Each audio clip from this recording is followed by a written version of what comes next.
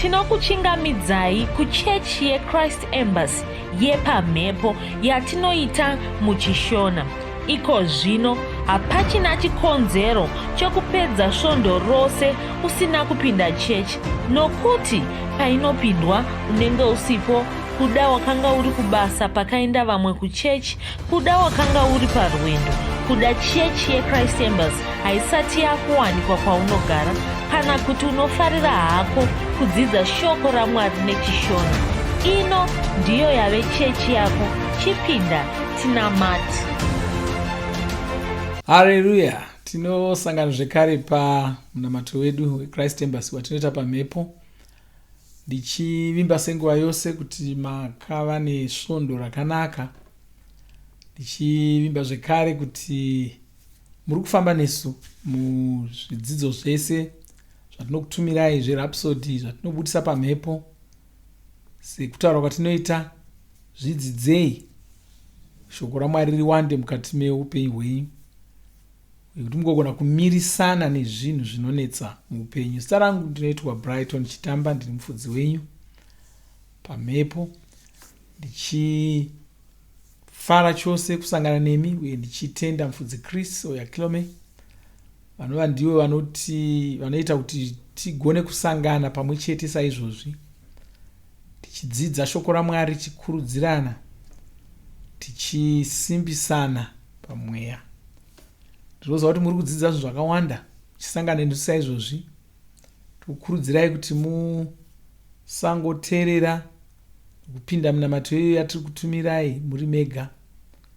Toda kuti mugone kubatanawo pamwe chete navamwe, chikokawo vamwe, chizivisawo vamwe, vazvinzwire vega shoko raMwari. Shoko raMwari ndokudya kwomweya womunhu. Shoko raMwari ndo rinoraramisa munhu. Bhaibheri rinoti kwanzi munhu haangararami nechingwa chete, asi neshoko rimwe nerimwe rinobuda muromo maJehovha. Munhu haagoni kungorarama nesadza, nenyama, nomukaka, nomuriwo chete. Haagoni kungorarama nemuchero chete. Munhu anofanira kuwana shoko raMwari. Akanga asina shoko raMwari, pane chinozokanganisika mukati muupenyu hwake. Vamwe vanoti ini zvangu zvakandinakira, ndiri kudya ndichiguta, mari ndinayo, zvokudya ndinazvo, upenyu hwangu mutserendende. Kana pasina shoko raMwari, pane chiri kutogweduka mukati mako ipapapo. Pane chiri kutokanganisika wakavaya. Chingasabuda nhasi kuti chakanganisika, chingasabuda mangwana, asi pane pachichatibuka. Uye zvimwe zvinoitika zvokuti chinogona kusatibuka uchimupenyu, chinogona kusara chotibuka waenda. Saka unogona kungofa hako kuti ndakangofa pasina chaitika. Wasiya wadzvara mhodzi yakashata, chinosara chobata vasara. Saka hapana munhu anogona kuti shoko raMwari handinei naro. Hapana munhu anogona kuti inini zvokuponeswa hazvisi zvangu, zvine pazvinongokubatira hazviregeri. Haleluya. Zvine pazvinokubatira hazviregeri. Asi regai titarire chidzidzo chatinoda kuti titarire pazuva ranhasi. Chidzidzo chinotivimbisa pamusoro pekunaka kwaMwari, rudo rwaMwari, nekutifarira kwavanoita. Kwanzi ziva kuti havakurasisi. Ndozvanoda kuti uzive, ndozvatikurudzira kuti uzive. Ziva kuti Mwari havakurasisi. Kuna vamwe vanhu vasingapanzwisisi papapo, vajaira kurasiswa navanhu. Vanorasiswa kana kuti vakamborasiswa neshamwari, vakarasiswa newakaroorana naye, wakarasiswa nomwana wake, wakarasiswa nomubereki wake, akasara panjodzi. Saka nemhaka yaizvozvo anongoonawo Mwari serimwe guruvhawo, serimwe tsotsiwo unogona kungomurasisawo. Saka anogara akaita zvokungwarira. Unozvinzwa muminamato yavanhu. Kuna vamwe vanofunga kuti haiwa ini handidaro. Unozvinzwa muminamato yavanhu. pane minamato inototadza ega kuti munhu uyu haasi kutombofunga kuti Mwari munhu kwaye. Nhai Mwari mandisiyireiko? Hausi munamato iyoyoyo. Siyana nawo. Nhai Mwari mandisiyireiko? Zvinoreva chinhu here? Mwari hamundioniwo here? Uri kufunga kuti Mwari pavachakona kukuona, iwe ndokugona kungwarira zvinhu zvako kudarika Mwari. Pane pauchagona kungwarira utano hwako kudarika Mwari? Hazvigoni izvozvo. Fungai samafungiro aDhavhidhi. Mashoko ake tinomaona muna Mapisarema 23. Kwai Jehovha ndiye mufudzi wangu, handina chandingashayiwa. Ndo matauriro aaita, ndo manamatiro aaita. Kumwe kunamata kunoitwa navanhu kunongotaridza kwega kuti munhu uyu haasi kunyatsonzwisisa shoko raMwari. Kwai naDhavhidhi, Jehovha ndiye mufudzi wangu, handina chandingashayiwa. Haleluya. Anga asingaoni Jehovha setsotsi. Kwai nokuti Jehovha ndiye mufudzi wangu, handina chandinoshayiwa. Tsvimbo yenyu nomudonzo yenyu zvinondinyaradza. Kunyangwe ndikafamba mupato womumvuri womurufu handingatyi chinhu, nokuti imi muneni. Haleluya. Vunyoro hwenyu nenyasha dzinonditevera kwamazuva namazuva. Saka ini chagara mimba yaJehovha nokusingaperi. Ndo mashoko aakanga achitaura. Mashoko omunhu ari kuziva kuti Mwari munhu kwaye. Haugoni kuva munhu kwaye kudarika Mwari. Kana iwe uchigona kuona chakashata, hazvigoni kuti Mwari vakone kuona chakashata ichocho. Inga unotaurwa naJesu anotaura kanzi, kana imi nokushata kwenyu muchigona kupa vana venyu zvinhu zvakanaka, Mwari vangazokona nei kupa Mweya Mutsvene kune vanokumbira? Kwai imi nokushata kwenyu. Vaitotitaridza kuti musatombofunga kuti Mwari vangaita zvinhu zvinoonekwa kushata nomunhu. Hazvigoni izvozvo. Hazvigoni zvachose. Kwai imi nokushata kwenyu hamuchigona kuita zvinhu zvinomusoro. Pane pamuchafunga kuti Mwari vangaita zvinoshata kudarika ipapo. Haleluya. Saka asi chinoti acho kuti dzimwe kazhinji inyaya yokuti vanhu vanenge vasiri kuziva mashandiro ari kuita Mwari. Zvakafanana nomwana mudoko. Mwana mudoko anogona kufunga kuti ndofanira kutengerwa chikumba chokuswera ndichitamba navamwe ndichikava. Asi mubereki achiziva hake kuti chiri kudiwa pamwana uyu imari yokuenda kuchikoro, kana kuti mabhuku okuverenga, kana kuti ihanzu dzokupfeka. Saka iye anenge achiti nditengerewo chikumba ndiwane kutambawo navamwe, nditengerewo chakati ndiwane, nditengerewo chimota nditambise ndozva. Saka achiona mubereki asingamutengeri chinhu chiya chidoko chisina nebasa rose chaari kuda, unogona kutofunga kuti havandifariri, vanondivenga. Izvo kana haiwa hausi kuziva zvakatokunakira ipapapo. Zvauri kuda kumhanyirira handizvo tichazozviita tabata takuendesa kuchikoro. Tichazozviita wane nhumbi dzokupfeka. Kuno muchato svondo rinouya, hauna shangu dzokupfeka, toda kumbokutsvakira shangu dzokupfeka. Hausi kuziva zvakakosha. Saka kazhinji ndo zvatinoitawo, nemhaka kuti tinenge tichionera pedo tichingoona tinongofunga kuti saka kana Mwari vakasandipa $10 andiri kuda, saka Mwari havazivi zvavari kuita, Mwari vandifuratira. Aiwa, Mwari vari kutoziva kutoti $10 aya hongu togona kukupa asi hana kwaanokusvitsa, kana kuti tikatokupa iwaya ndo angatokupinza munjodzi iwayaya. Haleluya. Isaya 49:11 kwanzi, zvanzi naJehovha mudzikinuri wako, mutsvene waIsraeri, ndini Jehovha Mwari wako, anokudzidzisa zvinokubatsira, anokutungamirira munzira yaunofanira kufamba nayo. Kwanzi anokutungamirira munzira yaunofanira kufamba nayo, kwete munzira yaunoda iwe, kwete munzira yaunofunga kuti yakanaka, kwaye yaunofanira kufamba nayo. kwai ndokutungamirira munzira yaunofana kufamba nayo, yavanoziva kuti ukafamba nei mberi uku zvinenge zvakakunakira.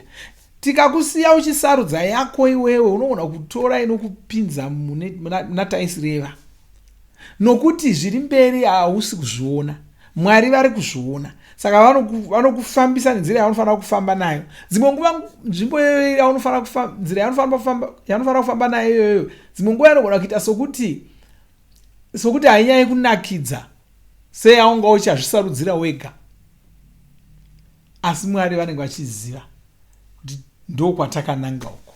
Haleluya. Pane mwaitaura pamusoro pemunhu waishuva chose kuti awane basa pane imwe kambani, chinamata achida basa iroro, ndokusariwana.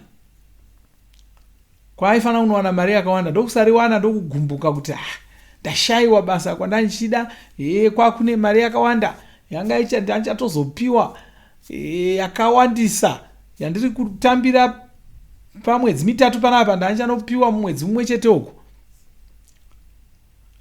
Asi nemakati wanga asingaoni mberi, zviri mberi, ndosaka aigunun'una kudaro. Ndokuzoti gare kambani yaya aida kuenda yavhara, vanhu vese vadzingwa mabasa, hapachisina mabasa, nemari yokuvabhadhara hapachisina. Zuro kambani yaya yanga ichiita sokuti yanga yakanaka chose, ichiita sokuti ndiyo inoshamisira, asi zvangomuka zvashanduka, zvinhu hazvichipo. Mwari vanga vachizviona, vakamushayisa basa iroro. Haleluya. Vakamushayisa basa iroro.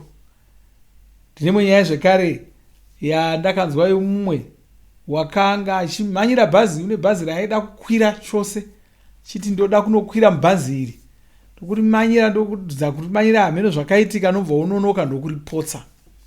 Akunetseka kuti zvinodaripotsa. Rwendo ndokutomboita sirwagugwa negugwe. Ndokuchizowana rimwe rakazotevera naro raaisada. Vachifamba kudaro ndokunowana kuti riya ranga achimhanyira ranga raita tsaona. Chichaitika, Mwari vaona, vakati aiwa iwewe handichakupinzi umu. Vari kufambisa nenzira yaunofanira kufamba nayo. Vari kukwidza mubhazi raunofanira kukwira, kwete raunoda iwewe. Vari kukuendesa kubasa kunoshandira kambani yaunofanira kushandira, kwete yauri kuda iwewe. Haleluya. Saka ndiMwari vasingakurasisi. Fuzikristu andikwanzi ini ndine mashoko andinogara ndichitaura. Ndinotaura kunyange ndakavarayirwa. Aya mashoko akanyorwa naDhavhidhi, iwo atachitaura aya. Ndiwo atinowana pana mapisarema 23 anoti, anondifambisa panzira dzokururama nokuda kwezita rake. Ini ndakadzidza kuvimba naIshe, ndinoziva kuti havandirasisi. Saka ndingava pane imwe nzvimbo, ndinoziva kuti ivo ndivo vanenge vandiunza panzvimbo iyi. Saka ndipo chaipo pandinenge ndakafanira kuva panguva iyoyo. Kwanzi chero ndikazviwana ndiri pane imwe nzvimbo, ndinotoziva kuti pano ndo pandanditofanira kuva. Handiswe ndichanetseka kuti zvino pano ndinobateiko, zvino kumwe ndingadenda kwakati. Kanditori pano ndisikwanisa kupabva, ndo pandotofanira kunge ndiri ipapo. Ndotoita zvipo, ndototsvaka kuti Mwari varoda kunditei pano. Meso angu ovhurika, ndotoona ndanifanira kudai. Kwaifunga pamusoro zvataverenga mundima yatavhura nayo. Mwari vane shungu dzekuti ubudirire. Haleluya. Vane shungu. Kwai vanokutungamirira vachiita zvose zvinodiwa kuti ukunde nguva dzose. Ndo zvaunofanira kuziva pamusoro paMwari, ndo mashandiro avo. Kwai vane shungu dzokuti ubudirire. Vanotoshingaira kuti deno abudirira. Iwe wakavata vanenge vachitoronga kuti wobudirira sei. Saka uda kungabvunza kuti saka ndimhaka yei ndisiri kubudirira. Inyaya yokuti iyoyo kuti dzimwe nguva hausi kuona kuti kwavari kukutungamira nakoko ndo kwaunofanira kuenda nako, iwo wakunzvenga hauchadi kuenda naikoko. Zvakafanana nevanhu vaya vanoti handipi mupiro kuna Mwari, handipi mari yangu kuna Mwari. Mwari varoda kuti ufume. asi iwe ndiwe uri kukanganisa zvinhu zvatsoro yavo nemhaka yekuti pawakufanira kupa mupiro woti handipi mupiro wakazvipa mutemo iwoyo. hausi mubhaibheri mutemo iwoyo ndowako wakazvipa wega ukati ine handipi mupiro. Saka izvo zvinokukanganisa kana kuti unotaura zvisizvo.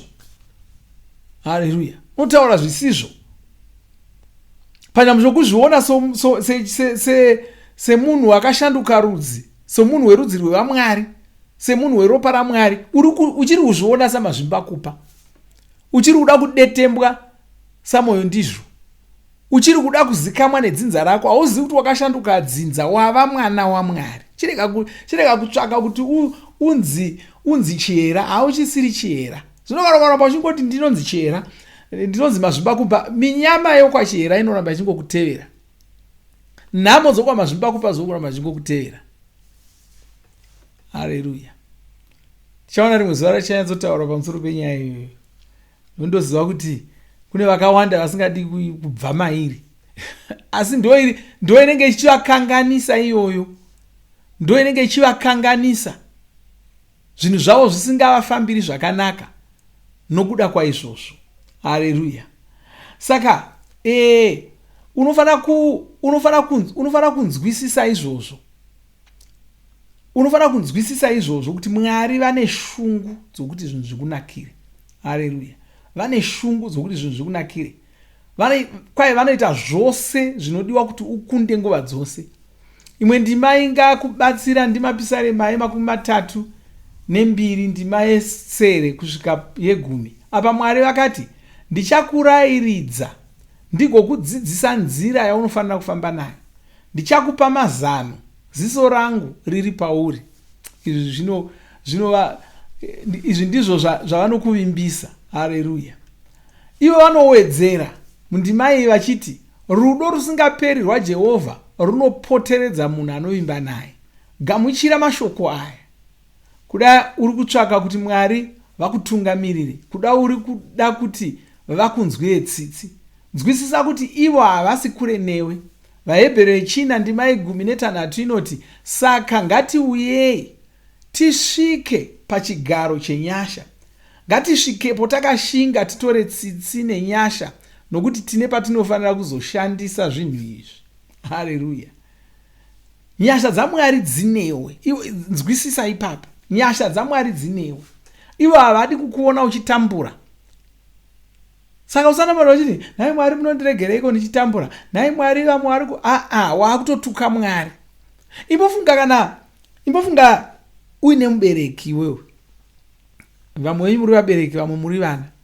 Uine mubereki ari kushingaira, kana kuti ndiwe mubereki wacho, uri kushingaira, uri kuvata wakasvinura, uri kuswera uchimhanya namasango uchitsvaka mari, tsvaka kuti mhuri yako idye, vana vaende kuchikoro, vawane zvokupfeka, vaite zvese. Uri kushanda uchishanda.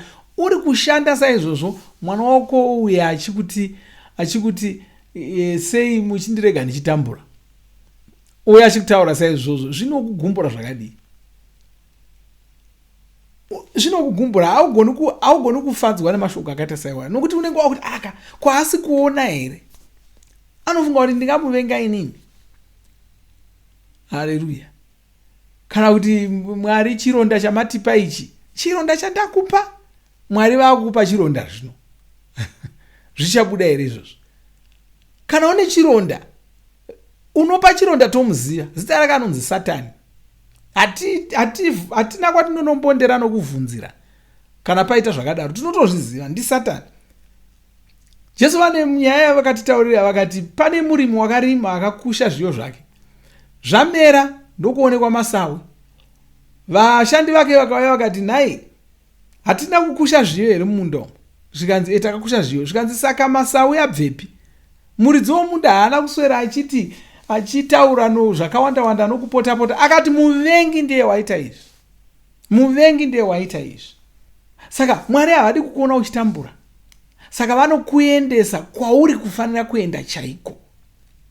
Ndosaka usingafaniri kuita makwikwi neshoko raMwari. Ndosaka usingafaniri kuita nharo neshoko raMwari. Kana shoko raMwari rikati ipa bhadhara chegumi chako, bhadhara wakanyarara wakafara. Kana shoko raMwari rikati ipa mupiro kuna Mwari, ipa mupiro, usateerera vanhu vanorutsuta vasingadi kupa kuna Mwari. Usavateerera. Ivo vanopa, vanoisa mari yavo kwose kwavanoda, asi havadi kuti ivo uise kwaunoda. Vakaona muimbi achiita zvakanaka vanomupa mari.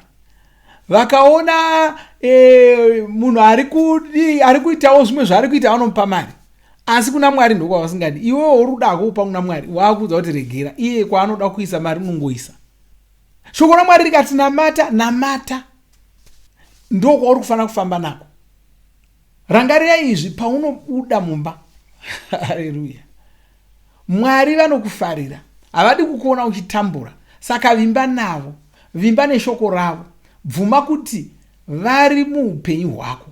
Taura semunhu anofamba mukururama kwavo. Taura semunhu anotungamirirwa naMweya Mutsvene. Nyasha dzavo dziri kukugwinyisa, saka unokurira zvose zvaunosangana nazvo muupenyu. Haleluya, haleluya.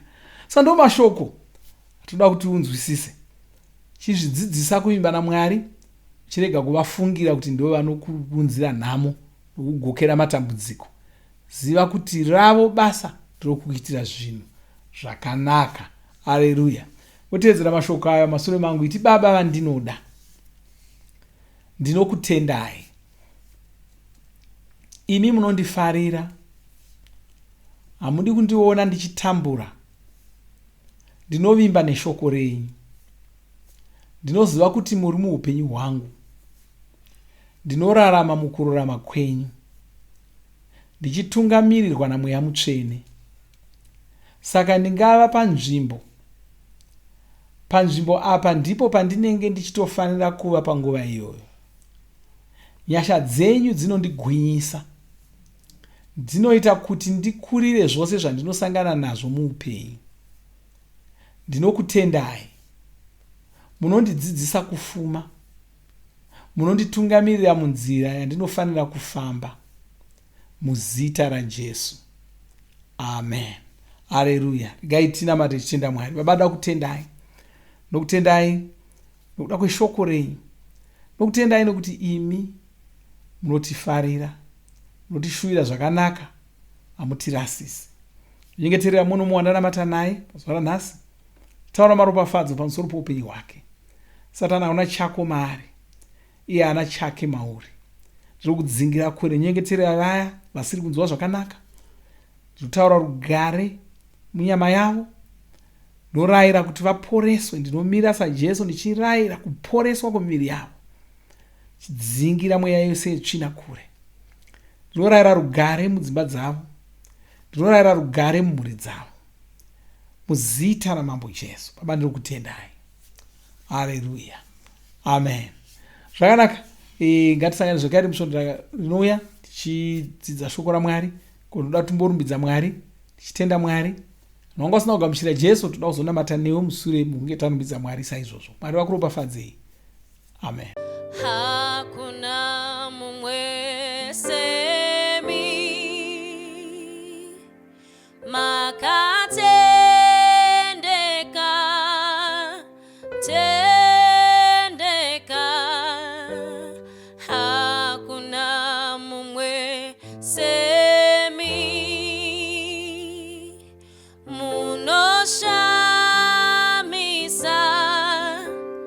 shamisa imi.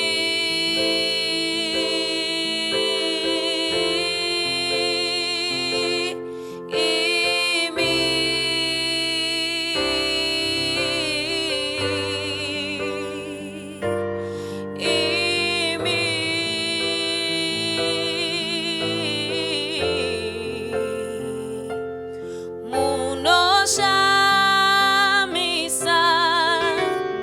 shamisa matenga emura nyika yokudai. Mwari muri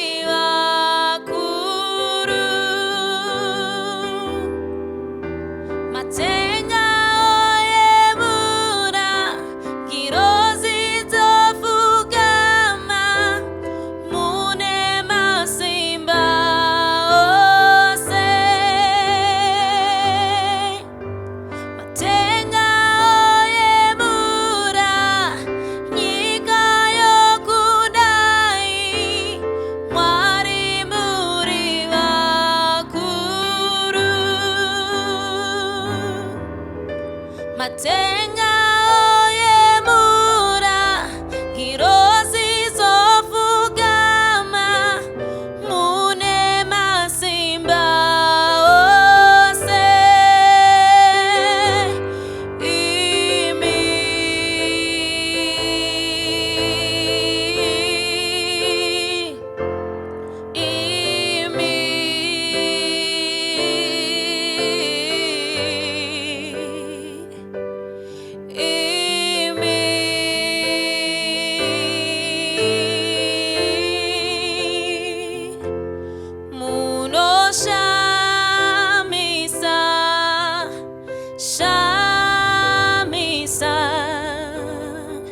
Shamisa, Shamisa, Ishem no Shamisa, Shamisa, Ishe,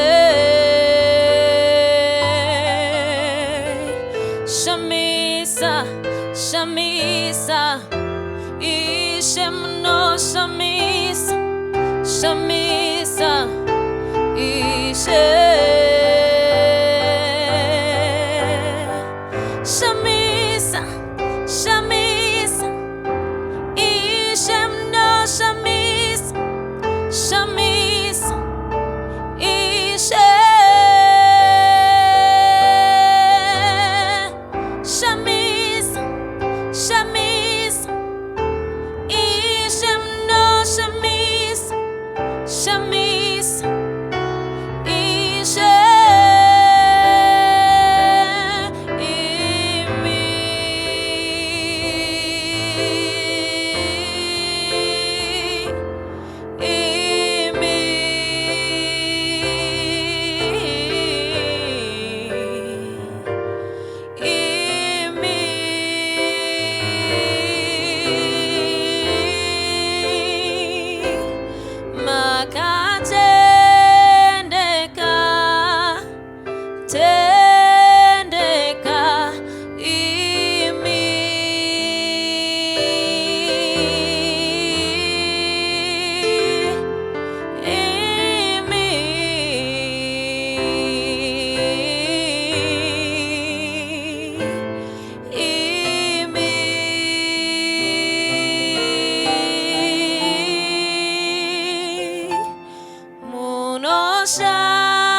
Shamisa, Shamisa, Ishe. Tinorimba makomborerwa nemunamato wesvondo rino. Kana manga musati mazvarwa patsva, namatai mumashure mangu, muchidudza, muchirevesa. Taurai muchiti, Mwari vari kudenga, ndinouya kwamuri, ndinokoka Jesu kuti vapinde mumwoyo mangu. Ndinokumbira kuti Jesu vatonge upenyu hwangu. Ndinopupura kuti Jesu ndivo vavaishe wangu. Saka ndinogamuchira upenyu usingaperi mumweya mangu. Ndazvarwa patsva, ndava chisikwa chitsva. Ndinokutendai. Amen. Makorokoto mazvarwa patsva, tinokugamuchirai muchechi yeChrist Embassy. Titumirei zita renyu nekwamunogara. Munogona kutumira iri SMS kana WhatsApp pa 0772 166 928 kana kutuma tsamba pa shonaror@gmail.com. Muchida kupa mpiro yenyu neEcocash, rovai namba *151*2*6 *58225# motevera zvinenge zviri kutaurwa neEcocash ipapo. Kana muine nhare dzemazuva ano munogona kushandisa KingsPay kupa mpiro yenyu. Shandisai kodhi inoti TNIOG nemavara makuru. Tinoda kukuzivisai zvinotevera. Tinokurudzira kuti musadarikwe nezvidzidzo zveRhapsody. Zvidzidzei kuti shoko riwande mamuri, mugone kumirisana nezvinhu zvinonetsa muupenyu. Munamato uno munoubata pa WhatsApp, pa radio, payoutube panoti Shona Online Church. Tinokumbira mutizivise kana muri kutibata pane imwe yenzvimbo idzi, kana pari paintaneti munogona kunyoresa muchitipa zita renyu, kana pari pawhatsapp tinyorerei tigopota tichikutumirai zvimwe zvidzidzo, kana kutitumira sms pa0772 166 928. Ivai nesvondo rakanaka.